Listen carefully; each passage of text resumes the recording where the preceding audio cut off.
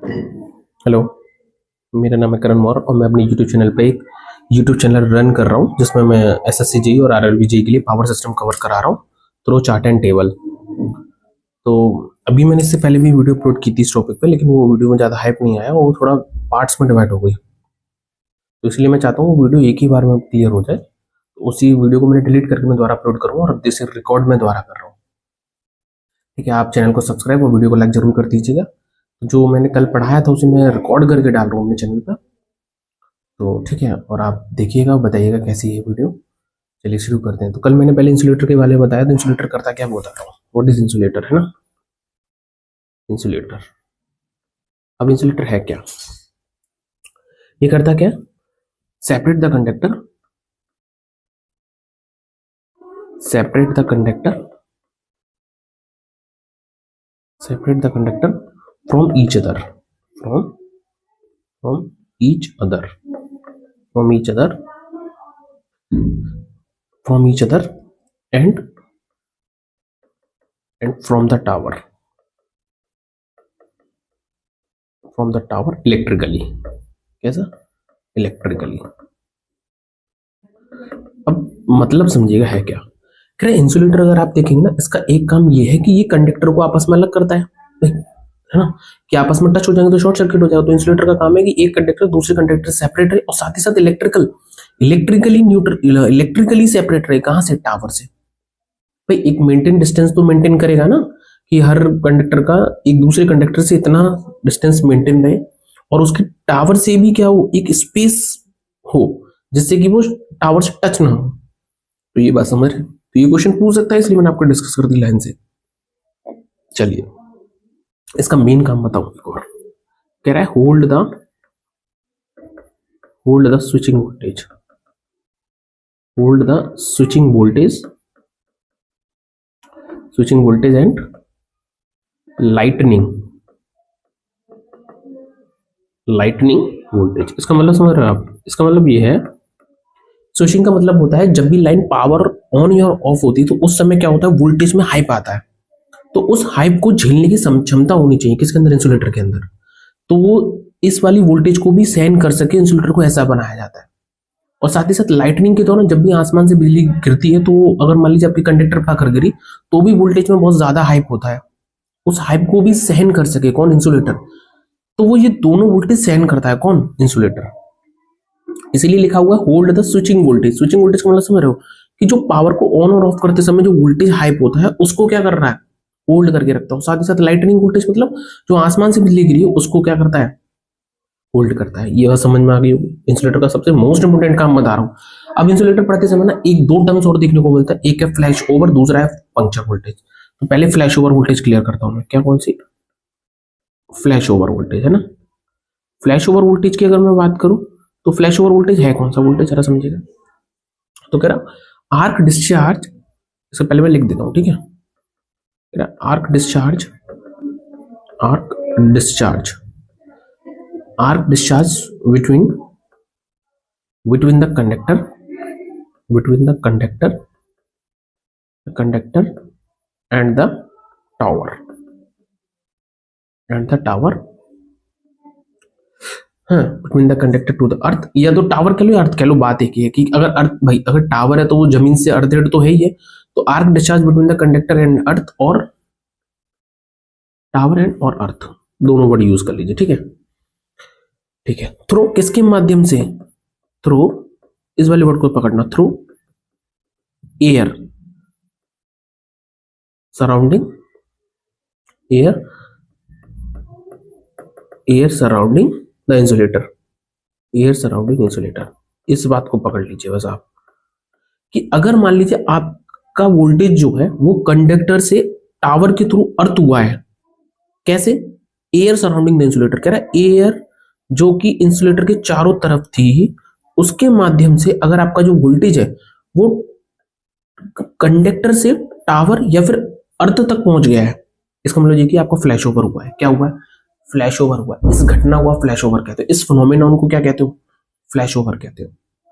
लेकिन याद रखना आफ्टर द फ्लैश ओवर, इस वाली वर्ड को नोट कर लीजिए। मैं फिर बता रहा हूं क्या, कि after the flash over,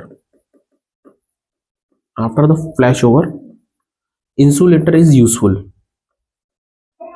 insulator is useful. ठीक है, ये बात समझना। हाँ, इंसुलेटर आपका काम करने लायक रहता है। ठीक है, कैसा होता है? यूजफुल रहता है। ये हो गया। एक होता है पंक्चर, यार पंक्चर वाले वर्ड को समझना, व्हाट इज पंक्चर वोल्टेज। एक होता है पंक्चर वोल्टेज। अब पंक्चर वोल्टेज समझिएगा है क्या। तो आर्क डिस्चार्ज, इस बात को समझना, आर्क का यहां भी डिस्चार्ज होता है, arc discharge, arc discharge through the body of insulator, body of insulator. ठीक है, बॉडी ऑफ इंसुलेटर, इसको arc discharge through the body of insulator. ठीक है, इज कॉल्ड, लिख देते हैं पूरा, is called the puncture voltage. क्या? पंक्चर वोल्टेज या पंक्चर कह लीजिए, ये पंक्चर, कोई फर्क नहीं पड़ता है ना, पंक्चर। अब ये बात समझ में आई आपके।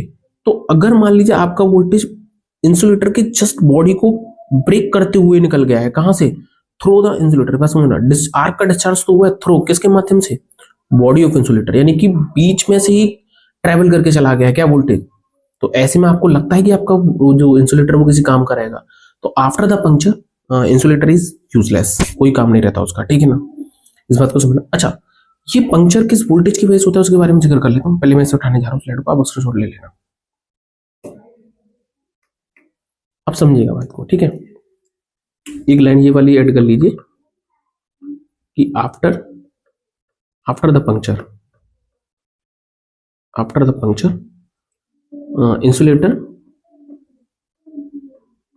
Insulator is useless. कैसे हो जाता है? यूजलेस। ठीक है। अच्छा, इसका कारण क्या हो सकता है? अगर मैं कॉज पूछूं तो कॉज क्या हो सकता है? कॉज हो सकता है एयर बबल होना। क्या होना? Air bubble in the insulator. इसका मतलब है कि इंसुलेटर बनाते समय एयर बबल रह गए हो, एयर कैविटी रह गई हो इंसुलेटर के अंदर। तो ऐसा होता है कि एयर को क्या करता है, वो पेनिट्रेट करता है वोल्टेज, और इंसुलेटर के जस्ट बीच में से फ्लो होकर ग्राउंड कर जाता है वोल्टेज। ये बात समझ रहे हैं? तो अब ये तो कंफर्म है कि इसके बाद यूजलेस हो जाएगा, कोई काम का नहीं है आपका, खराब हो जाएगा इंसुलेटर और आपका नुकसान तो हो गई। अच्छा, एक वर्ड देखने को मिलता है जिसे कहते हैं फैक्टर ऑफ सेफ्टी। ये बहुत इंपॉर्टेंट वर्ड है। ये रेशियो किसका होता है? तो ये होता है पंक्चर वोल्टेज, ये होता है पंक्चर वोल्टेज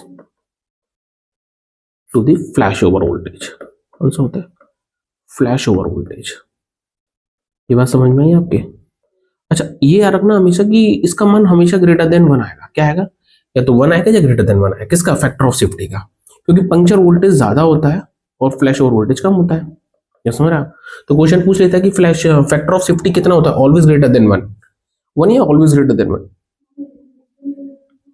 वैसे ऑलवेज ग्रेटर देन 1 ही मिलेगा, बराबर नहीं होता, लगभग इसे उठा दो, बराबर कहना सही नहीं है, ग्रेटर देन 1। ठीक है, ऑलवेज ग्रेटर देन 1 इसे उठा दो, आप क्लियर उठा दो, ऐसे लिखिए ग्रेटर देन 1। आपको ग्रेटर देन 1 देखने को मिलेगा, कहीं भी हो तो ग्रेटर देन 1 देखने को मिलेगा, जहां भी आपको देखने को मिलेगा। ठीक है, इतना मैंने कवर किया था। और उसके बाद कुछ वुडन पोल की मैंने आपको लिमिट लिखाई थी, चलो वो मैं लिखा दूंगा। लेकिन अच्छा, एक बात बताइए कि आप इस वाली बात को याद रख लेना, बस मैं लिखा नहीं रहा हूँ, सिर्फ बोल रहा हूँ कि आप ये चाहते हो कि पंक्चर वोल्टेज पहले हो, आप चाहते हो फ्लैश ओवर आपका ऑपरेशन पहले हो जाए, जिससे कि पंक्चर वोल्टेज होने से पहले आप बच जाए, आपका इंसुलेटर बच जाए और आपकी कॉस्ट बच जाए जो लगने वाली थी ट्रांसफॉर्म वो ट्रांसमिशन लाइन के अंदर। तो आप चाहते हो कि आपका नुकसान ना हो, तो आप ये चाहते हो कि फ्लैश ओवर बिफोर अकरिंग हो जाए। बात समझ रहे हो? पहले हो जाए, आप पंक्चर होने से पहले हो जाए क्या फ्लैश ओवर, जिससे आपका क्या हो, सिस्टम बच जाए। ठीक है। अच्छा, क्वेश्चन पूछता है कि बताइए पंक्चर वोल्टेज को ना हो क्या कॉज आप वो अपनाते हो। आप एक नोट करके लिख लीजिएगा, इनपुट लग रहा है मुझे इसलिए बता रहा हूं। बाय यूजिंग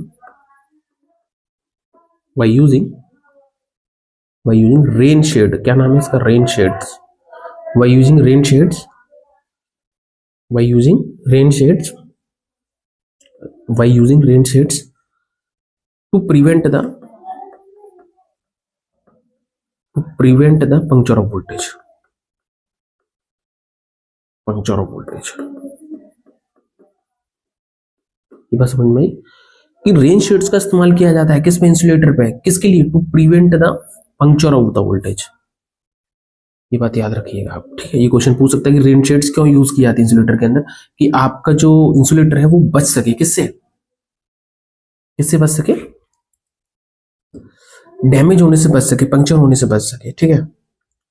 चलिए आज के लिए इतना ही, और फिर मैं जो पोल वाला सिस्टम है उसको चार्ट में एक नेक्स्ट वीडियो में कवर करूंगा, कोई वीडियो लंबी हो जाती है इसीलिए, ठीक है। आज के लिए इतना ही, थैंक यू फॉर वॉचिंग। आप चैनल को सब्सक्राइब कर लीजिएगा और वीडियो को लाइक कर दीजिएगा।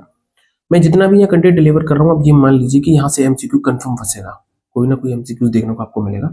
अब मैं नेक्स्ट चैप्टर, नेक्स्ट टॉपिक जो लेके आऊंगा वो wooden pole, RCC pole, steel pole और स्टील टावर के बारे में लेके आऊंगा, ठीक है। फिर सैग तो हम नेक्स्ट वाली वीडियो में करेंगे, इससे पहले मैंने एक वीडियो अपलोड कर दी, आप उसे भी देख लीजिएगा, ठीक है। आज के लिए इतना ही, थैंक यू फॉर वॉचिंग।